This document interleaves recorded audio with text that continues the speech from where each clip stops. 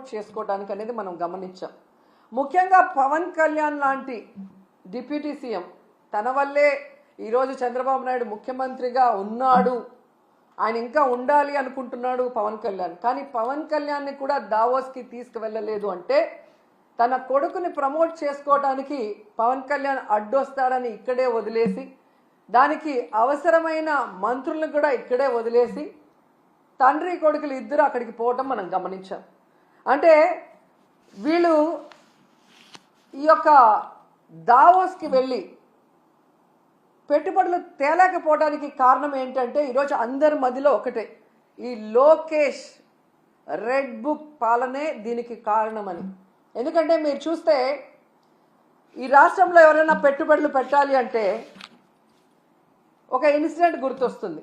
ముంబై నుంచి ఒక జూనియర్ ఆర్టిస్ట్ని తీసుకొచ్చి ఏ విధంగా ఆవిడతో తప్పుడు కేసులు పెట్టించి జిందాల్ లాంటి పారిశ్రామికవేత్తల్ని బెదిరించి బ్లాక్మెయిల్ చేశారు. మరి ఈ విధంగా పారిశ్రామికవేత్తల్ని బెదిరించి బ్లాక్మెయిల్ చేస్తే ఈ రాష్ట్రంలో ఎవరైనా పెట్టుబడులు పెట్టడానికి వస్తారా అని నేను అడుగుతున్నా.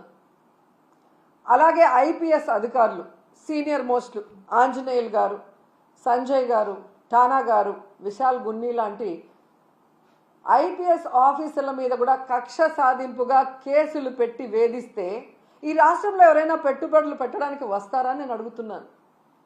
అలాగే ఐఏఎస్ ఆఫీసర్లకు కూడా 7 నెలలుగా కొంతమందికి పోస్టింగ్లు ఇవ్వకుండా వాళ్ళని వేధిస్తూ వాళ్ళని జైల్లో పెడతామని బెదిరిస్తూ ఈరోజు చంద్రబాబు నాయుడు ప్రభుత్వం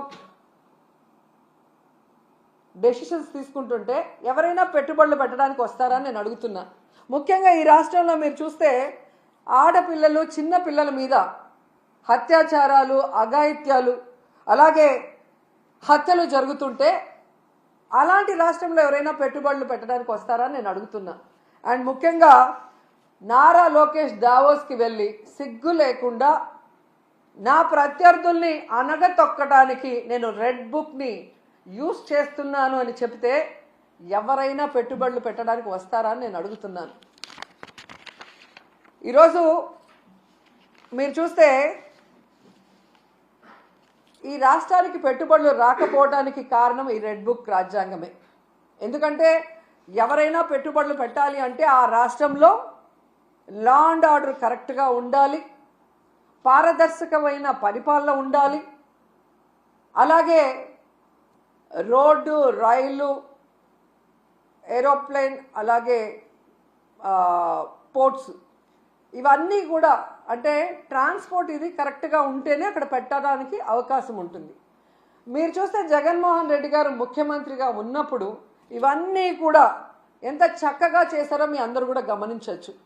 లా అండ్ ఆర్డర్ ఏ విధంగా మెయింటైన్ చేశారు, అలాగే మీరు చూస్తే సచివాలయ వ్యవస్థతో ఎలా పారదర్శకంగా పరిపాలించారు, అలాగే ఏపీలో 3 పోర్ట్లు మచిలీపట్నం, మూలపేట, రామాయపట్నం ఏ విధంగా వర్క్స్ స్టార్ట్ చేశారు, భోగాపురం ఎయిర్పోర్ట్ ఎలా ఆల్మోస్ట్ 35% వర్క్ చేసేయటం జరిగింది, అలాగే 10 ఫిషింగ్ హార్బర్లు అన్నిటినీ కూడా తీసుకొచ్చి మీ చేతిలో పెడితే ఈరోజు మీరు ఏం చేశారు?